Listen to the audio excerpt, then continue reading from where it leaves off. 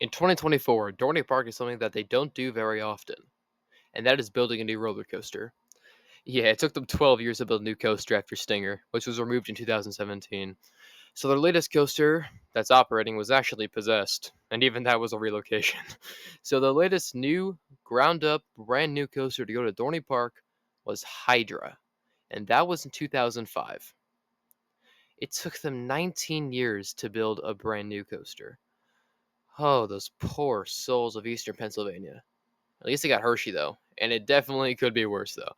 They could be in Michigan, or Minnesota, or frickin' Quebec. Anyways, Dorney Park opened Iron Menace, a custom B&M Dive Coaster last year, and everyone was so excited to see a new coaster finally go to Dorney. But the results were mixed when they first rode it. Some liked it, some didn't. I did not get to go to Dorney last year to ride it in its opening year, but I did get to do it this year. And it was good, but there's some issues. Here are my thoughts. But first, let's talk about the stats. Iron Menace has a max height of 160 feet and a drop of 152 feet. It reaches speeds of up to 64 miles per hour and traverses over 2,100 feet of track in about 1.5 minutes. The layout consists of 4 inversions and a 95-degree drop, which open as the steepest on any dive coaster, since outdone by Wrath of Rakshasa at Six Flags Great America, another polarizing dive coaster that will eventually get its own review. The stats are pretty impressive, but how was the ride experience itself? Well, I guess there's only one way to find out. The ride is in the back of the park right beside Possessed, and it looks awesome. It's positioned with the drop facing the midway, and boy is it imposing. Excellent placement by Dorney Park indeed. The new area they built around it looks pretty nice too, dubbed the Steel Yard. It's meant to be some abandoned steel mill, and it does look a whole lot better than it was before, which was basically just a concrete midway with Possessed there. There's tons of rust and scrap all around the place, with buildings meant to look like old rundown factory buildings. Ah, yes, it was always my dream to see a Rust Belt themed area in an amusement park. Andrew Carnegie will be proud. In all seriousness, though, it does look good, but Possessed does look out of place. It might be rethemed in the coming years, but as of now, it doesn't really match the aesthetic. That is, the aesthetic of making everything look rusted and old, but whatever. When you get to the end of the midway, you'll find the entrance of the ride, which has a very nice sign. If there's one thing Dorney's good at, it's making signs for their rides. The queue keeps up with the theming, with it meant to be the steel mill itself. The story of the ride is that a steel tycoon named McTavish, I'm trying to remember his first name but it escapes me, built his mill to be one of the biggest in the world, and he created a transportation device to take employees to the factory. The coaster is that device, named the Iron Menace. There is a bit of paranormal theming there as well, because Cedar Flare and Six Flags cannot make a ride without something paranormal these days, aka the Merlin approach. The queue is pretty well done, and even the cattle pen is theming for Christ's sake. Take a hint, other Six Flags parks, they don't have to be a frickin' melting chamber. You climb some stairs into the station, which I'm starting to sound like a broken record here. It also looks very game good. This ride is just very well done thematically. In terms of loose articles, there is a place to put small items on the ride platform, but there is no place for bags.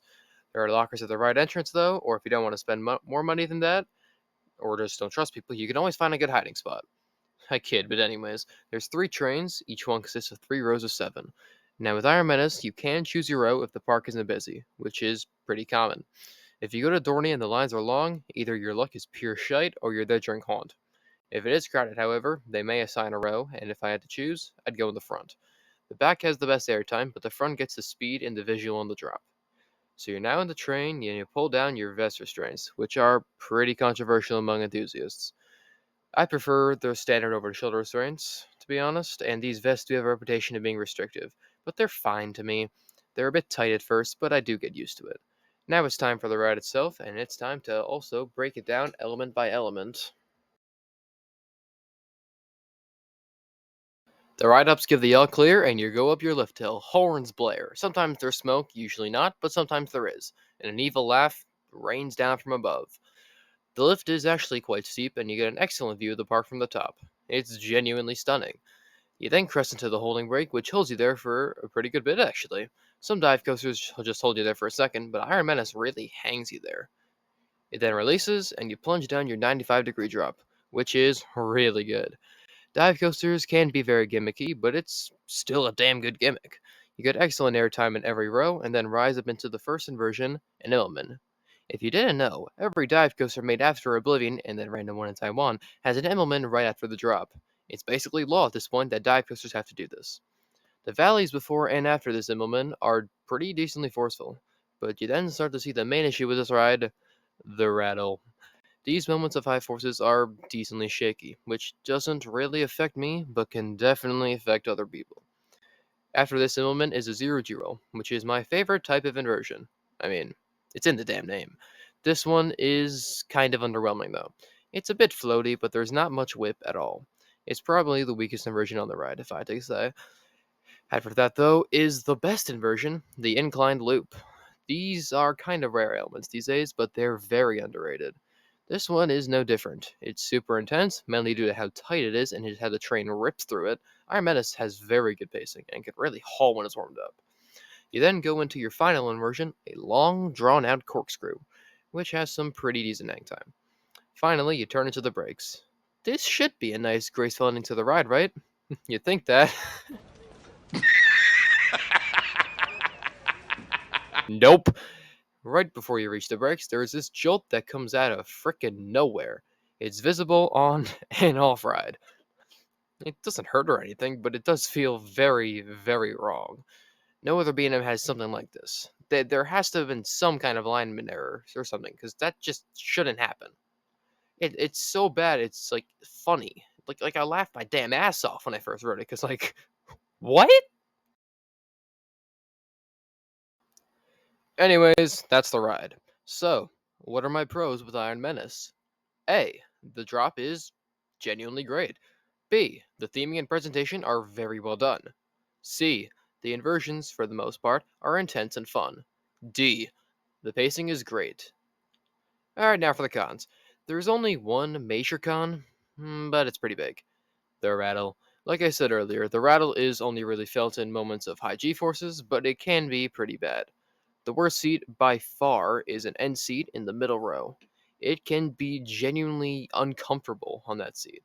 That's really my only major problem with this ride. But if I do have to nitpick, it's just a bit short. Like if they just put a helix at the end, that would make it feel a lot longer. Only time I'm actually asking for a pointless helix in a B&M, though. Looking at you, gatekeeper. So yeah, that's Iron Menace. A fun, forceful, but a bit shaky dive coaster. If I had to rate it, I'd give it a 7 out of 10. The drop is excellent, the inversions are fun, and the theming is great, at least for a park like Dorney.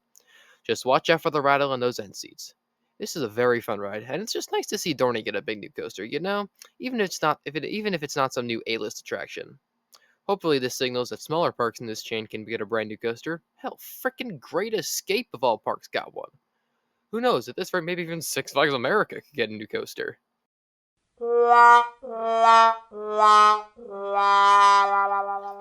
Oh. Well, never mind then, I guess.